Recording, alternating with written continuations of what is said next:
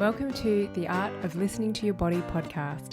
My name is Jin Ong and I'm your host. I love talking about the mind-body connection and how your physical body manifests your emotional state and how this leads to living a life grounded in values and driven by purpose.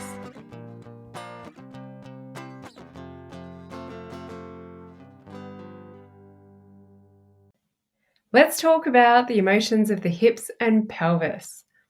I love talking about the hips as so many issues, both physically and emotionally, come back to this area. It's reasonably central in the body, so if discomfort gets ignored, problems can travel down into the legs, knees, ankles, and feet, or up into the lower back and upper body. This is the amazing thing about our body, its ability to compensate. However, it can also be its biggest downfall. Our body gives us discomfort, pain, and injury to slow us down and send us messages if we're willing to tune in and listen. This is called emotional awareness. I think that we should be seeking to understand everything our mind and body has to tell us. It's not about overanalyzing. The more we practice this, the easier and quicker it gets. Just like anything in life, if you want to learn something new, it takes practice. Emotional awareness is about acknowledging a situation, being aware about how it felt physically and emotionally, allowing safe space and time to process these emotions, and learning from them, then actioning change based on what you learnt. With practice, you can do this in a moment. And this is much easier than the hours of therapy you might spend on yourself in the coming years thinking all your issues are physical, and then discovering that there's this emotional component that isn't always so pleasant to deal with. You'll hear me go on about suppressing emotions and the need to discharge them. It's the suppressed emotions that cause physical and mental discomfort. And everyone wants to know how to do this right now. It's a process that many of us need to learn and be patient with. First, I want to teach you what emotions are held in different parts of the body. In relation to the hips and pelvis, maybe you'll be able to relate to some of the words used and start to link this in with your own body. This is the first step, acknowledgement and then awareness before any of the discharge work comes. I love to use the chakra system to describe the emotional energy behind different body parts. People hear chakras and check out thinking it's spiritual woo-woo, but the knowledge of chakras have been around for centuries and has a system to it. This information has been reinforced for me over the years after recognizing the reoccurring emotional patterns in my clients' bodies. So let's get into the hips and pelvis. The hips and pelvis is part of what's called your sacral chakra. This chakra is a feminine energy. We all have feminine energy, but in Western society, it's the side of us that doesn't get expressed as much as the masculine energy, which is all about the doing, being processed, analytical, structured, busy. The emotions around the pelvis is about desires, creativity, intuition, emotional stability, joy, sexuality, sensuality, and procreation. The desires are about your desires in life, what you want. Creativity can be artistic or it can be being creative in your business.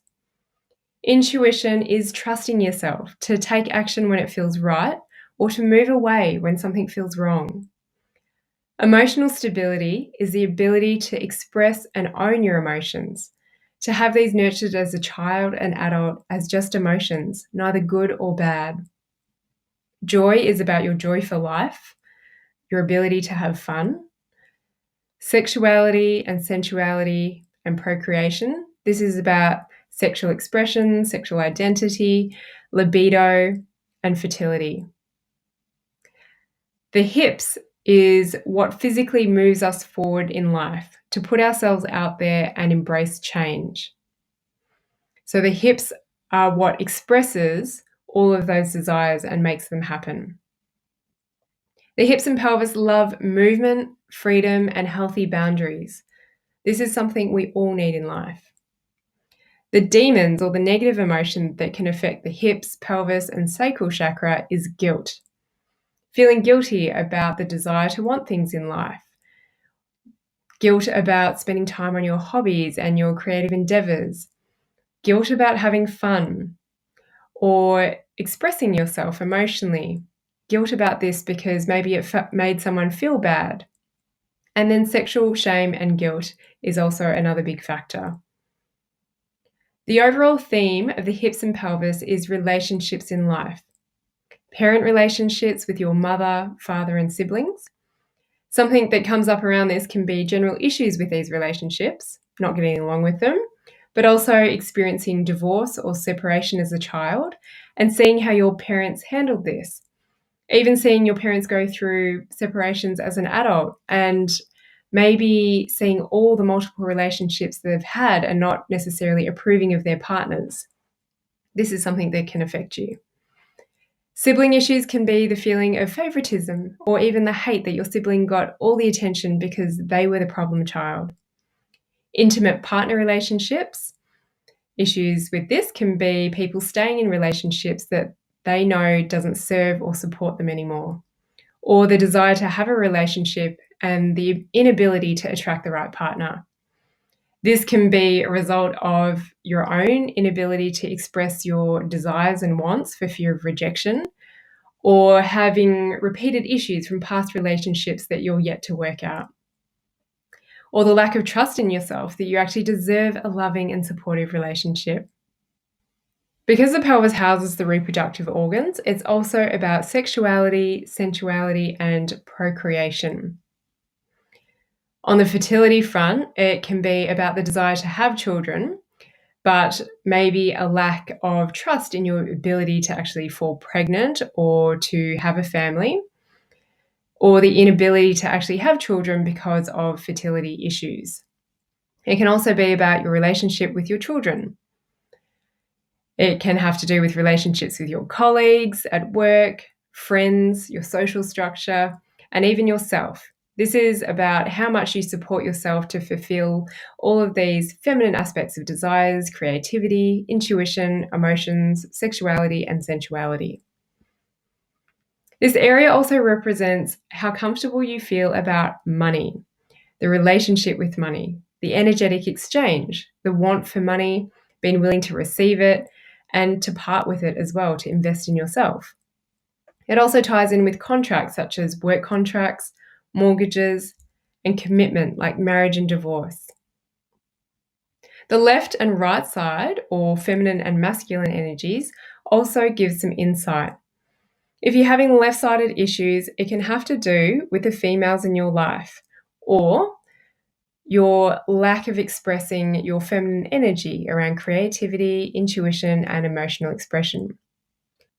The right side can have to do with males in your life or issues with driving too hard or not enough of that masculine energy to transform things into action. Some indications that there may be issues or emotions held in the hips and pelvis are certain words that people use to describe how they're feeling. Whenever people describe their physical body, I often ask them if they feel like that in their life right now. Dysfunctional behaviours are the other things that show up. The behaviours are usually a reaction to an emotion that produces a discomfort that either someone doesn't have the capacity or time to deal with, or they don't have the know-how to deal with it. By this I mean they're not familiar with or they're scared about expressing certain emotions, either because they were taught it was bad or they've been shamed for expressing it in the past. Remember that the hips and pelvis love freedom, movement, and healthy boundaries, and that the demon is guilt. People use words to describe their hips and pelvis as restricted, unstable, or that it lacks freedom.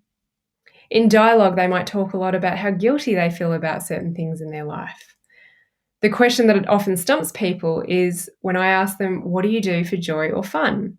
And they turn white with the realization that they do hardly anything for themselves, or that the word joy and fun is just so far removed from their life, they couldn't even tell you what they would do to feel more of this in their life. The behaviours that can be dysfunctional when emotions are suppressed in the hips and pelvis or sacral chakra is difficulty forming relationships, addictions like alcohol, drugs, smoking, excessive control and jealousy in relationships, overt sexual expression, promiscuity, and frigidity. Excess discipline that comes up around food, exercise, and routine can also present in an effort to regain control of a situation. If you're having ongoing issues with your hips and pelvis, and all that physical therapy and rehab hasn't worked, and you notice that these words or behaviours come up for you, have a think about the deeper issues that you may have around relationships in your life that you're not facing.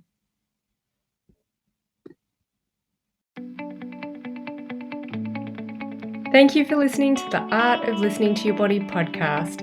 If you like it, I would love if you could rate, review, and share with your friends. You can find me on Facebook and Instagram. My handle is The Art of Listening to Your Body. You can join my free Facebook group where I go live regularly to teach you about different conditions and the deeper underlying emotions at play.